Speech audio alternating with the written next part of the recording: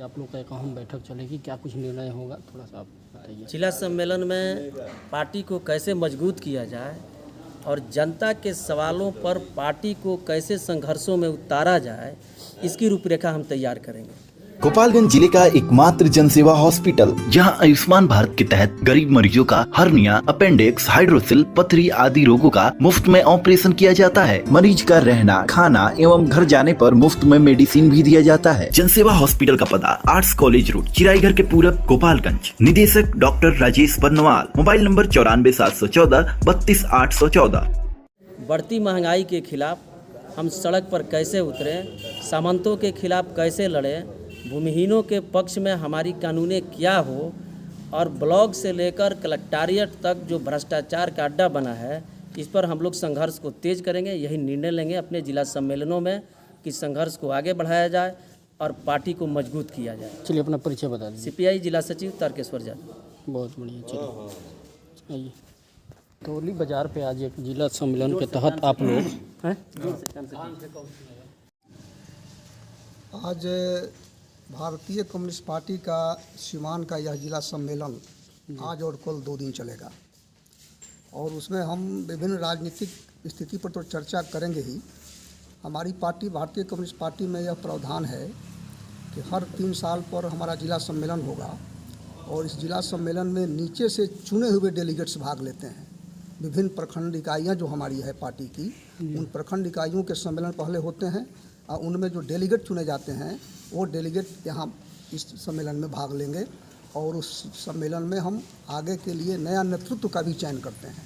ये communist party एक ऐसी पार्टी है जिसमें इसमें नेता और नेतृत्व का चुनाव नीचे से ऊपर की ओर होता है।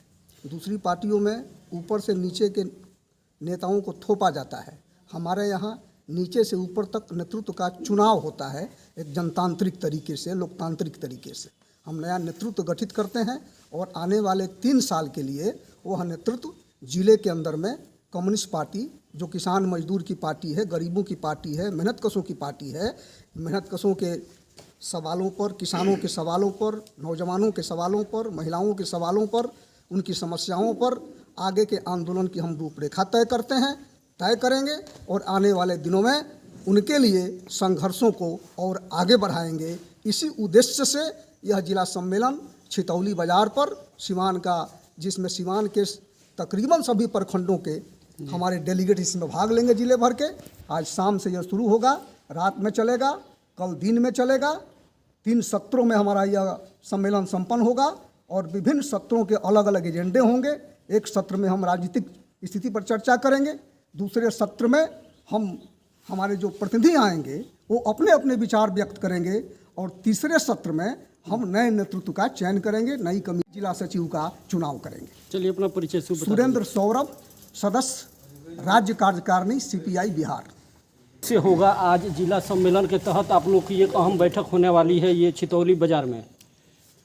जैसा कि आपने अभी सुना हमारे साथियों से, पूरे देश की राजनीति जो आज है, उस राजनीति में जो निजीकरण हो रहा है, सांप्रदायिकता बढ़ रही है, महंगाई बढ़ रही है, उस तमाम राजनीतिक जो हमारे देश की राजनीति है उसमें हस्तक्षेप करने की सीमान की पार्टी उसके हस्तक्षेप कर सके।